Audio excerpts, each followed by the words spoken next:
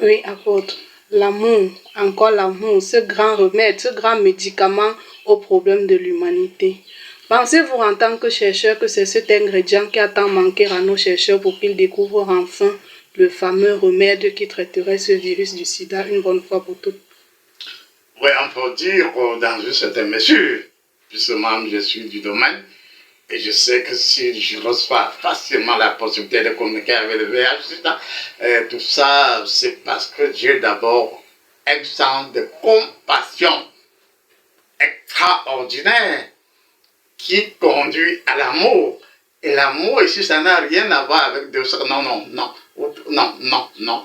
L'amour, c'est un sentiment profond qui ne n'ose rien que vers le bien. Et rien que vers le bien.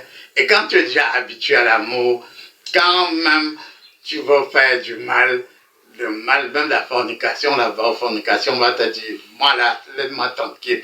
Qu'y a-t-il de commun entre toi et moi? Moi, fornication, toi, de la pureté, de la sainteté, il n'y a rien de commun entre nous. C'est-à-dire que quand l'homme aura retrouvé sa définition avec Dieu, il va se sentir qu'à un moment donné, même s'il cherche le péché avec la torche, le péché va le rejeter, même si c'est 1000 fois. C'est des histoires vraies.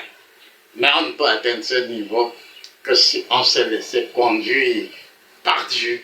On a retrouvé la réalité de Dieu. On cause avec lui et moi, je cause avec Dieu tous les jours. Et je te dis que je suis plus à l'aise, et je l'aurais été aujourd'hui, d'aller chez Dieu, que ce soit là devant, que d'aller au bas là, puisque pour aller au bas là, il faut chauffer la voiture, c'est pas du temps. Alors que dès lors que tu dis, oui mon Dieu, je viens, tu es déjà chez lui. Même, on va aussi dans l'avenir comprendre scientifiquement, et c'est même mon objectif, c'est même ma vie, comprendre que le vampire, la sorcellerie, tout ça, c'est juste des techniques mal utilisées. Et on est englué dans des choses pas du tout catholiques. Alors que si on comprend le même processus d'émotion que tu as quand tu es dans le vampirisme, la même émotion, un peu de transformation, peut bouger les montagnes. C'est aussi vrai qu'un plus égale 2. Mais on peut croire, le vampire peut croire que si on transforme son vampirisme, il sera lui-même plus qu'avant. Or, c'est des choses que je vous enseigne tous les jours et on croit que c'est impossible, c'est vrai.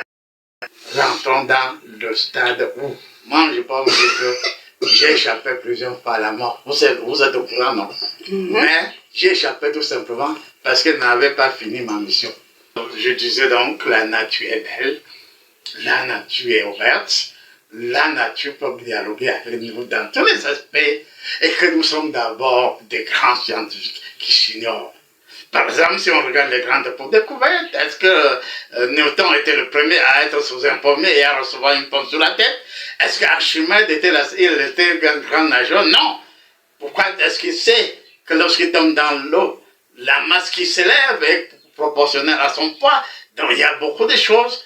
Il y a ce que nous appelons pompeusement science, c'est juste des circonstances favorables où après recul, on analyse ce qu'on vient de vivre et on note ça dans le monde d'état. On peut noter, on ne peut pas noter, ça change quoi la science? Ça ne change rien du tout. Nous nous sommes laissés trop embrouiller et même la spiritualité, comme j'aime la spiritualité, qui est la plus grande science qui soit, la spiritualité, on a vu à combattre le sida, c'est un thème de 1990, l'autre thème, l'emploi du sida, c'est 1989, c'est plus de 30 ans aujourd'hui.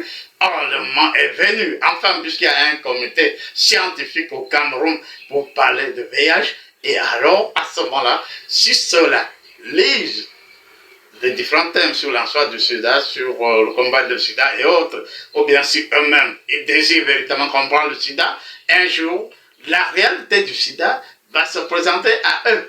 Ils vont dire, ose aussi dire Eureka, c'est-à-dire j'ai trouvé. C'est-à-dire c'est juste la méditation, c'est juste la vertu, même les modèles mathématiques, bon, les modèles mathématiques, bon, la personne a envie de trouver une solution à quelque chose. C'est ça la démarche de la science. Face à une situation, tu vas trouver la solution. À force d'y penser, à force d'y revenir, la nature, Dieu ou les ancêtres positifs se rendent compte que tu veux cela. Et quand tu veux cela, la nature s'ouvre à toi.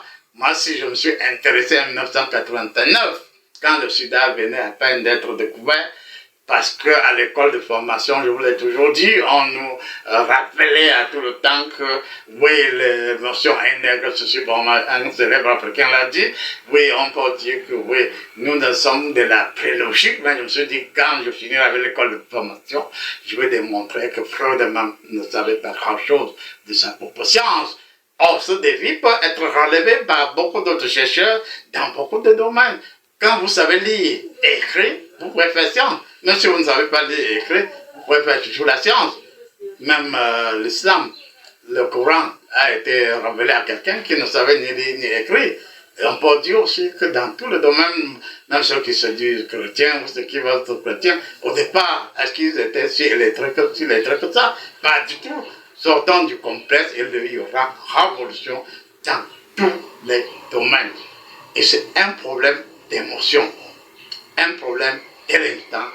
À l'instant, selon un type d'émotion, on peut tomber dans la solution au cancer, dans la solution à l'hépatite virale, ainsi de suite. C'est question de sensibilité. Merci beaucoup, apôtre. Merci beaucoup, grand sage et grand spirituel, pour ces informations très, très précieuses. Nous prions qu'ils ne tombent pas dans les oreilles des sourds. Merci encore.